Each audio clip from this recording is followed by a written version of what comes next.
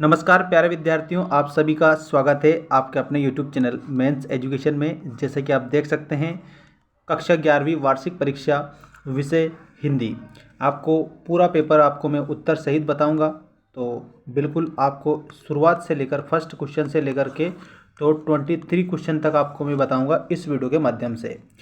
जल्दी से जल्दी सभी स्टूडेंट्स चैनल को सब्सक्राइब करके घंटी को दबा देना ताकि आपको सारी अपडेट मिलती रहे। और आइए बिना देर किए हम स्टार्ट करते हैं आपका पेपर सभी क्वेश्चन सहित। 23 क्वेश्चन आज हम डिस्कस करने वाले हैं इस पेपर के। देखिए, सबसे पहला प्रश्न है, सही विकल्प का चयन कर लिखिए। यहाँ पर आपको सही विकल्प चयन करके बताना है। और सबसे फर्स्ट वाला जो क्वेश्चन इसमें दिया है, कविता का गांधी कहे जाते हैं। आपके ऑप्शन है भवानी प्रसाद मिश्र, रामदास मिश्र, दुष्यंत कुमार या त्रिलोचन। ये आपका काफ़ी महत्वपूर्ण प्रश्न है, इसलिए आप इस प्रश्न को याद रखेंगे। आपका जो करेक्ट उत्तर इसमें आएगा भवानी प्रसाद मिश्र। इन्हें कविता का गांधी कहा जाता है। ठीक है, इसके बाद में अगला प्रश्न है, मन्नू भंडारी द्वारा रचित रजनी मूलतः क्या है। मतलब एक पाठ था आपका रजनी नाम का। ठीक है, ये पाठ क्या है मूल रूप से। आपके ऑप्शन है कथा, पटकथा, एकांकी या फिर नाटक। तो यहाँ पर आपको याद रखना है पटकथा है। क्या है ये एक पटकथा है। ठीक है, तो ऑप्शन नंबर बी हमारा करेक्ट हो जाएगा। इसके बाद में देखिएगा, कुएं की खुदाई का काम क्या कहलाता है। राजस्थान के जो लोग हैं वो कुएं की खुदाई का काम करते थे। तो कुएं की खुदाई का जो काम है वो क्या कहलाता था। ये काम आपको ऑप्शन में दिया है चेजारो, चेवाजी, चेजा या फिर चेज। तो यहाँ पर आपको उत्तर में याद रखना है ऑप्शन नंबर सी, चेजा कहलाता था। क्या कहलाता था? चेजा कहलाता था, चेजा। और जो कुएं की खुदाई करने वाले जो लोग होते थे ना, वो क्या कहलाते थे? तो वो चेजारो कहलाते थे। मतलब अगर लोग की पूजे तो वो चेजारो है, और अगर कुएं की खुदाई का काम करना तो आपको चेजा बताना है। ऑप्शन नंबर सी वाला आपका इसमें करेक्ट हो जाएगा। अगला प्रश्न देखिए, किसी भी फिल्म या धारावाहिक की कथा को कहा जाता है। जैसे मान लीजिए कोई भी फिल्म है या कोई भी धारावाहिक है, तो उसकी कथा को क्या कहा जाता है। यहाँ पर आपको ऑप्शन दिया है पटकथा, लोक कथा, नई कथा या फिर चित्रकथा। तो करेक्ट उत्तर आपका होगा पटकथा। उसे पटकथा कहा जाता है क्योंकि उसमें कोई फिल्म या धारावाहिक की कथा लिखी होती है। अब अगला प्रश्न है, दोहे में कुल कितनी मात्राएं होती है। तो यहाँ पर आपको याद रखना है, जो दोहा होता है ना, उस दोहे में 24 मात्राएं होती है। ठीक है, जैसे रहीमन पानी राखिए, बिन पानी सब सून, पानी गए न उबरे, मोती मानस चून। तो इस प्रकार से 24 मात्राएं होती है। और ये अर्ध सममात्रिक छंद होता है। अर्ध सममात्रिक छंद होता है क्योंकि गणना मात्राओं की जाती है ना, इसलिए। तो अर्ध सममात्रिक इसमें आप याद रखेंगे। इसके बाद में देखिएगा, रिक्त स्थानों की पूर्ति कीजिए वाले प्रश्न आपके। वे आंखें कविता की मार्मिक व्यथा का चित्रण हुआ है। किसकी मार्मिक व्यथा का? तो यहाँ पर आप उत्तर में लिखेंगे किसान की मार्मिक व्यथा का चित्रण इसमें हुआ है। पंडित आलोपीदीन पर अखंड विश्वास था। किसका? किस पर? लक्ष्मी पर अखंड विश्वास था। तो इसमें ऑप्शन में लक्ष्मी आएगा। चित्रपट संगीत की विशेषता है। तो प्यारे विद्यार्थियों, इसमें चित्रपट की विशेषता चपलता होती है। तो इसमें आपको चपलता उत्तर में लिखना है। डायरी नितांत रचना है। तो यहाँ पर आपको अंतरंग लिखना है। अंतरंग, अंतरंग। ठीक है, ऑप्शन में हमें क्या दिया? अंतरंग, बहिरंग और सतरंग। रस के अंग होते हैं, तो रस के 4 अंग होते हैं। तो आप क्या लिखेंगे? रस के 4 अंग होते हैं, जिसमें 4 अंग कौन कौन से हैं? तो एक तो है आपका विभाव। ठीक है, दूसरा होता है आपका अनुभाव, अनुभाव। ठीक है, तीसरा होता है संचारी भाव, संचारी भाव। और उसके बाद में चौथा होता है स्थायी भाव, स्थायी भाव। इस प्रकार से रस के 4 अंग होते हैं। ठीक है, तो यहाँ पर आप 4 लिखेंगे। रचना के आधार पर वाक्य के भेद हैं। तो रचना के आधार पर जो वाक्य हैं उनके 3 भेद होते हैं। ठीक है, अब 3 भेद में एक तो आपका सरल या साधारण वाक्य आ जाएगा, एक संयुक्त वाक्य आ जाएगा, संयुक्त वाक्य, और एक आ जाएगा मिश्र वाक्य। ये 3 इसके भेद होते हैं। ऐसे आप इसमें याद रखेंगे। भक्ति काल की ज्ञान मार्गी शाखा के प्रमुख कवि हैं। तो ज्ञान मार्गी जो शाखा है ना, उसके कवि कबीरदास हैं। तो आप उत्तर में कबीरदास बताएंगे। और जो कबीरदास इनका प्रतिनिधि जो ग्रंथ है ना, वो बीजक नाम से जाना जाता है। बीजक में क्या क्या आती है? तो साखी, सबद, रमेनी। साखी, सबद और रमेनी, ये तीनों रचनाएं बीजक में आ जाती है। ऐसे आप इसको कंप्लीट याद रखेंगे। इसके बाद में देखिएगा सही जोड़ी बनाइए, सही जोड़ी। राजस्थानी मिश्रित ब्रज भाषा, जो राजस्थानी मिश्रित ब्रज भाषा है ना वो किसकी थी, तो मीराबाई की थी। तो इसके आगे आपको क्या लिखना रहेगा, इसके आगे आपको मीराबाई लिखना रहेगा।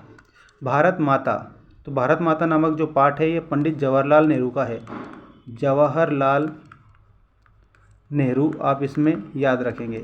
इसके बाद में राजस्थान की रजत बूंदें, तो राजस्थान की जो रजत बूंदें हैं ना इसमें आप अनुपम मिश्र करेंगे, क्या करेंगे, अनुपम मिश्र, ठीक है, ऑप्शन नंबर डी। भारत की पहली मूक फिल्म, ठीक है, भारत की पहली जो मूक फिल्म है वो आपको बताना है, देखिएगा ऑप्शन नंबर सी वाला, ये 1913 में बनी थी, ठीक है। चौपाई, तो चौपाई में 16 मात्राएं होती है, ठीक है, चौपाई में कितनी मात्राएं होती है, तो आप बताएंगे 16 मात्रा होती है।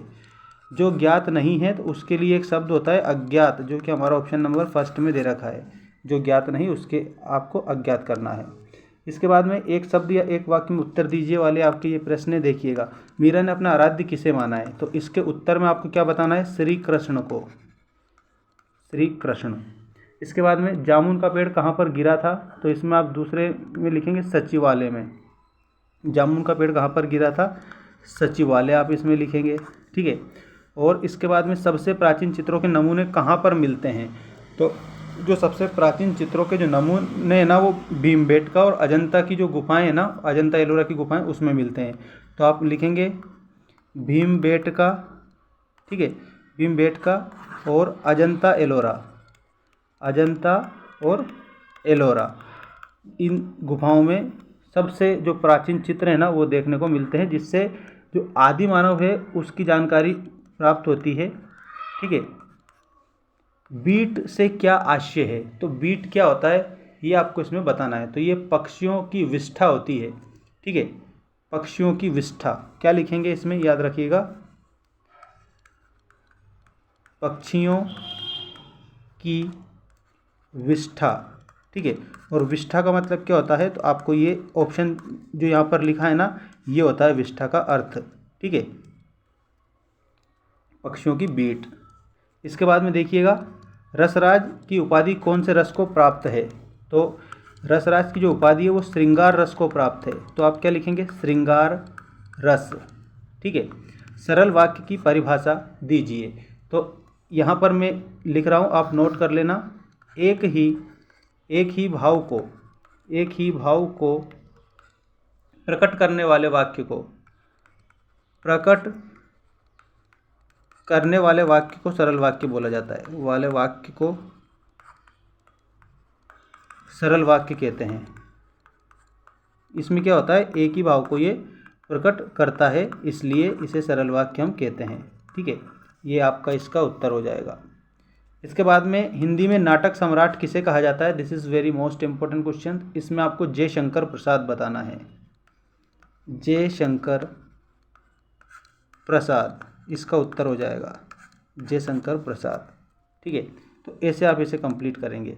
इसके बाद में क्वेश्चन नंबर 5 में आपको दिया है सत्य असत्य लिखिए। देखिएगा आपके सत्य असत्य, पहला है सूर्य का स्वागत दुष्यंत कुमार का है, तो ये बिल्कुल आपको सत्य लिखना है, दुष्यंत कुमार की रचना है सूर्य का स्वागत। मियाँ नसीरुद्दीन ने पंच हजारी अंदाज में सर हिलाया था, तो इसमें आपको याद रखना है सत्य। भारतीय संगीत शास्त्र का मुख्य वाद्य सितार रहा है, तो इसमें आपको असत्य बताना है, मुख्य वाद्य नहीं रहा है, और भी वाद्य थे। संचार शब्द की उत्पत्ति 4 धातु से हुई है, तो इसमें आपको लिखना है असत्य, क्योंकि जो संचार है ना उसकी उत्पत्ति इस चर नामक धातु से हुई है, और आपको 4 दिया है जो कि गलत है। संचारी भाव की संख्या 35 है, तो ये भी आपका असत्य है। असत्य इसलिए हो जाएगा क्योंकि संचारी भाव की संख्या 33 होती है। तत्सम शब्द से तात्पर्य संस्कृत के शुद्ध शब्दों से है, तो ये आपका सत्य हो जाएगा, ठीक है, ये आपका सत्य हो जाएगा। ये आपका सत्य, ये भी आपका सत्य, और ये भी आपका सत्य, ये भी सही है और ये भी सही है, ठीक है, ये और ये लास्ट वाला भी सही है। इसके बाद में आपको जो ये प्रश्न दिए, छायावाद के कोई 2 कवि तथा उनकी एक रचना का नाम लिखिए, तो हम भक्तिकाल की विशेषताएँ, ये बाकी सारे जो प्रश्न हैं ये आपको कंप्लीट याद करने हैं। और ये जीवन परिचय जो है हमारे चैनल पर आपको अपलोड मिलेगा, जीवन परिचय हमने अपलोड कर रखा है, जिसमें कबीरदास जी का जीवन परिचय, सुमितनंदन पंत, कृष्णचंद्र मन्नू भंडारी, सभी का जीवन परिचय आपको मिल जाएगा। और अगर आपको नहीं मिले तो आप बिल्कुल कमेंट करके हमें बता देना, ताकि हम लिंक भेज देंगे। ठीक है, मिलते हैं नेक्स्ट वीडियो में, और आप सभी को आपके एग्ज़ाम के लिए बहुत बहुत शुभकामनाएं। Thanks for watching, take care all of you.